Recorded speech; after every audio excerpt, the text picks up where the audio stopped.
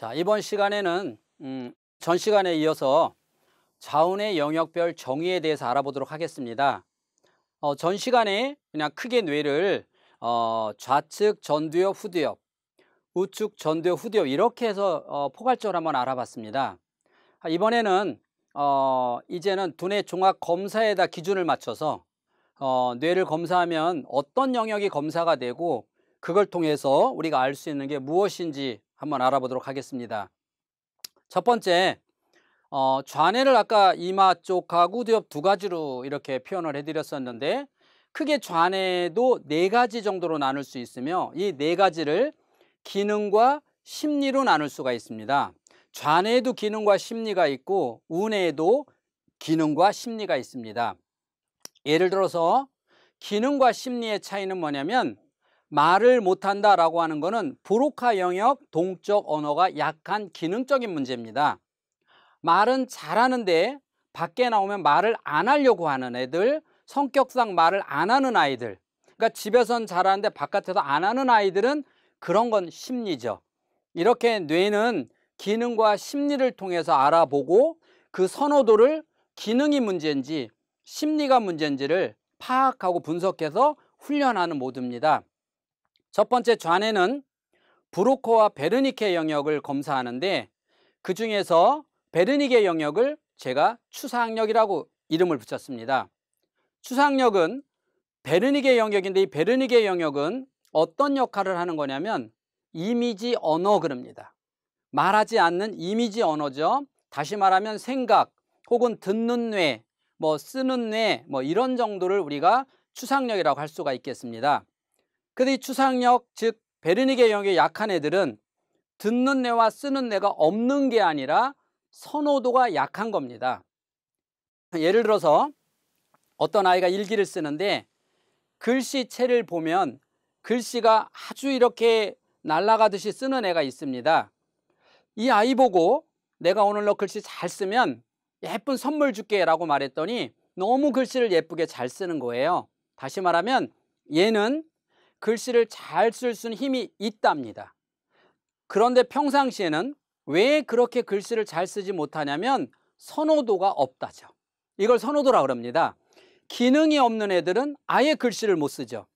그러나 기능은 있는데 선호도가 약한 아이들은 잘 쓸 수 있는데 안 쓴다는 겁니다. 또 하나는 듣는 뇌가 약하죠. 그래서 학교 가서 선생님이 수업을 열심히 하는데 1시간 내내 눈을 쫑긋 뜨고 선생님을 바라봐야 되는데, 이 베르니케 영역이 약한 애들은 예를 들어서 20분이다 그러면 20분 듣고 나머지는 뇌가 딴짓을 해야죠. 들을 수가 없으니까. 그래서 이 아이가 할 수 있는 유일한 짓은 지우개에다 구멍 파고 앉아있고 딴 생각하고 다리 움직이고 손 움직이고, 자, 이런 쪽으로 나갈 수밖에 없는 거죠. 그것을 우리가 뇌 영역에서 검사 도구로 검사하면 그 영역을 추상력이라고 말을 하는 겁니다. 다음 언어사고라고 하는 거는 이마의 전두엽 이마 쪽에 붙어있는 브로카 영역이라고 말을 합니다. 브로카 영역은 우리가 흔히 동적 언어라고 말을 하죠. 동적 언어는 그대로 말하는 거, 책을 읽고 이해하고 설득하고, 이러한 역할을 바로 동적 언어라고 합니다. 그러면 동적 언어의 선호도가 약한 아이들은 책을 천천히 잘 읽을 수 있는 기능적인 게 있음에도 불구하고 책을 빨리 읽겠죠. 건성으로 읽겠죠. 그래서 문제를 풀면 몰라서 푸는 것이 아니라 건성으로 읽어서 틀리게 되고, 설득력도 충분히 할 수 있음에도 불구하고 설득력이 떨어지는 겁니다. 여기서 없는 게 아니라 있다는 거죠. 그래서 아이들이 뭐든지 닫혀 있으니까 빨리빨리 가려고 하는 거죠. 다만 기능적으로 약한 아이들은 책을 못 읽어야죠.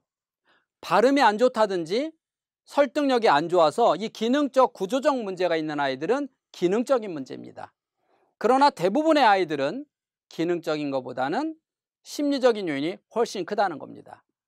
이 두 가지를 추상력과 언어, 즉 브로커와 베르니케 영역을 어느 뇌가 더 선호하고 있는가라고 하는 걸 검사하는 겁니다. 그러면 예를 들어서 추상력이라고 하는 베르니케 영역이 선호를 하면 당연히 이쪽의 언어뇌는 얼마나 높으냐가 아니라 뇌가 선호도에서 닫혀 있다는 거죠. 그래서 책 읽는 쪽에 약하고 설득하는 쪽이 약하다는 거고요. 반대로 또한 브로카 영역이 더 높고 베르니게 영역이 더 약한 이런 선호도 만들어진 아이라면 얘는 듣는 뇌가 약할 것이고, 또 하나는 쓰는 뇌가 약할 것이죠. 그러나 이게 기능이라면 듣고 쓰는 기능적인 게 약하다고 보는 것입니다. 또 하나는 수리력이라는 게 있습니다.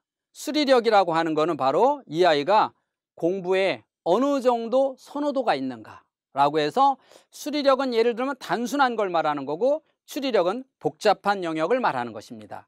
자, 이렇게 네 가지가 있는 반면에 우뇌라는 것이 있습니다. 우뇌는 협응력, 구성력, 지각속도력, 시각통찰력 그랬는데, 여기서 말하는 협응력의 정의는 두 가지 이상의 기능을 눈으로 보고 머리로 보고 협력한다가 아니라, 이 두뇌학 쪽에서 이 검사도 협응력은 뭐냐면 공부하는 집중력으로 보는 겁니다. 혹은 끈기로 보는 겁니다.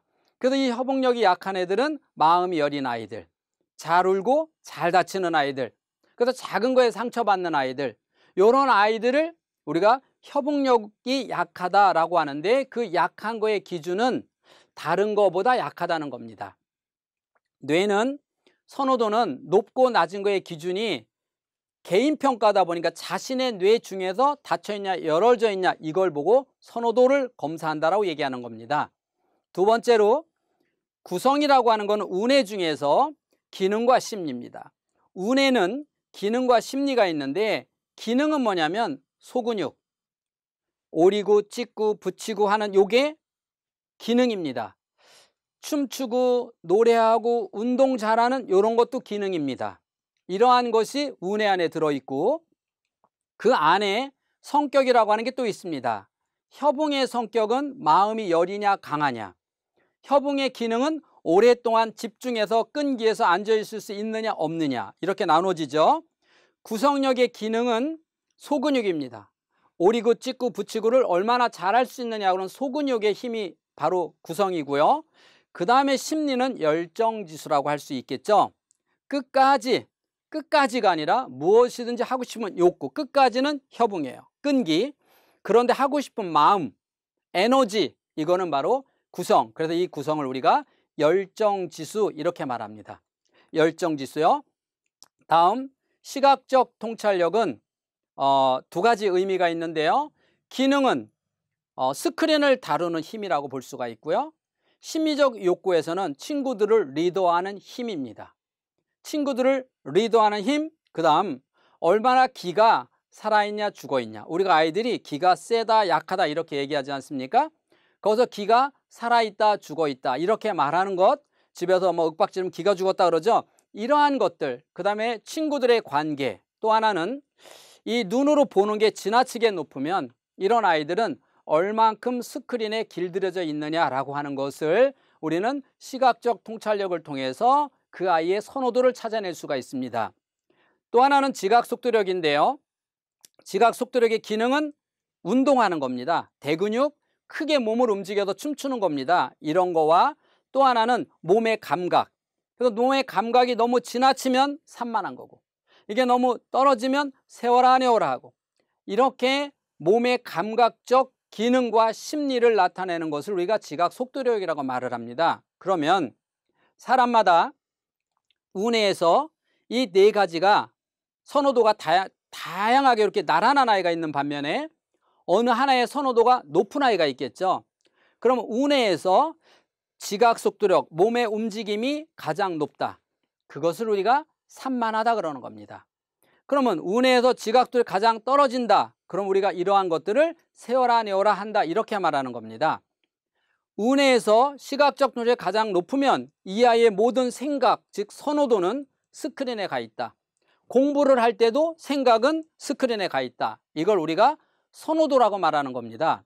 이렇게 우리가 선호도는 여러 가지가 있는데, 그 중에서 영역별 정의를 보면 다시 한번 좌뇌는 추상력, 언어사고력, 수리력, 추리력, 이것을 크게 또 나누면 기능과 심리. 그래서 기능적인 거는 추상력은 글을 잘 쓰냐 못 쓰냐, 남의 말을 잘 듣냐 못 듣냐, 이런 거와 심리, 그 다음에 언어, 브로카 영역도 마찬가지로 기능과 심리에서 나눌 수 있고요. 기능은 말을 잘하냐 못하냐, 구강이 반듯하냐 반듯하지 않으냐, 심리는 말하는 것이 집과 밖이 똑같으냐 똑같지 않으냐. 다시 한번 수리력과 추리력은 이 아이가 학습에 대해서 스트레스가 있느냐 없느냐 이렇게 보고요. 또 운해에서는 협응력은 기능은 앉아있는 끈기 그리고 마음여림, 구성은 열정 그리고 소근육, 시각은 스크린에 대한 기능, 그 다음에 친구를 끌어갈 수 있는 카리스마, 그 다음에 지각숙두력은 몸의 감각 혹은 움직임, 이렇게 영역이 나누어져 있습니다. 이 구체적으로 이 영역을 가지고 그 아이의 부족한 부분을 올려주는 것을 우리가 선호도 교육 이렇게 말할 수 있습니다.